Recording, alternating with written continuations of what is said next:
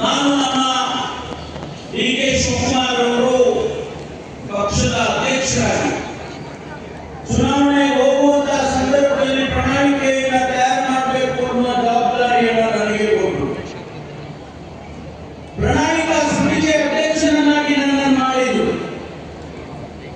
ಆ ಸಂದರ್ಭದಲ್ಲಿ ತಮಗೆ ಅನುಗುಣವಾದಂತಹ 2-3 ವಿಚಾರಗಳನ್ನು ಮಾತ್ರ ನಾನು ಹೇಳೋದಕ್ಕೆ ಬಯಸ್ತೇನೆ. ಒಂದು, 2.5 ಲಕ್ಷ ಹುದ್ದೆಗಳು ಸರ್ಕಾರದಲ್ಲಿ ಖಾಲಿ ಇದ್ದಾವೆ.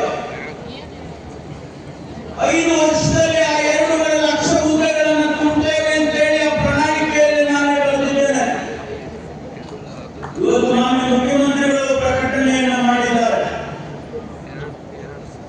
ಇನ್ನು 2-3 ತಿಂಗಳ ಒಳಗಾಗಿ 72,000 ಹುದ್ದೆಗಳನ್ನು ನಾವು ತುಂಬೋದಕ್ಕೆ ಈಗಾಗಲೇ ನೋಟಿಫಿಕೇಶನ್ ಹೊರಡ್ತಾ ಇದೆ. ಎಲ್ಲ ಇಲಾಖೆಗಳಿಗೂ ಕೂಡ ನಾವು ಪತ್ರ ಬರೆದು ನಿಮ್ಮ ಇಲಾಖೆಯಲ್ಲಿ ಆದ್ಯತೆ ಮೇಲೆ ನೀವು ನೌಕರಿಯನ್ನು ತುಂಬೋದಕ್ಕೆ ನೀವು ಕ್ರಮ ತಗೊಳ್ಬೇಕು ಅಂತೇಳಿ ಮಾನ್ಯ ಮುಖ್ಯಮಂತ್ರಿಗಳು ಸೂಚನೆಯನ್ನು ಕೊಟ್ಟಿದ್ದಾರೆ. ತ್ವರಿತವಾಗಿ ಮಾಡಬೇಕು ಅಂತ ಹೇಳಿದ್ದಾರೆ. ಇವತ್ತು ಆ ಕೆಲಸ ಪ್ರಾರಂಭ ಆಗಿದೆ.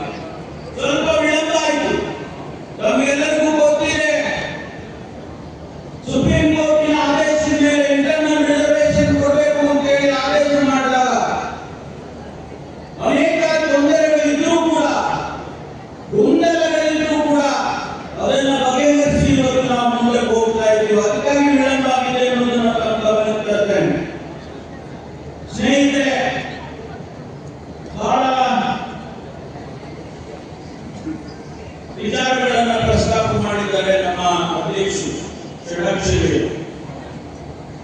ನಾವು 6ನೇ ವೇತನವನ್ನ 7ನೇ ವೇತನವನ್ನ ಯಥಾವತ್ತಾಗಿ ಅನುಷ್ಠಾನ ಮಾಡಿ ಸನ್ಮಾನ್ಯ ಸಿದ್ದರಾಮಯ್ಯ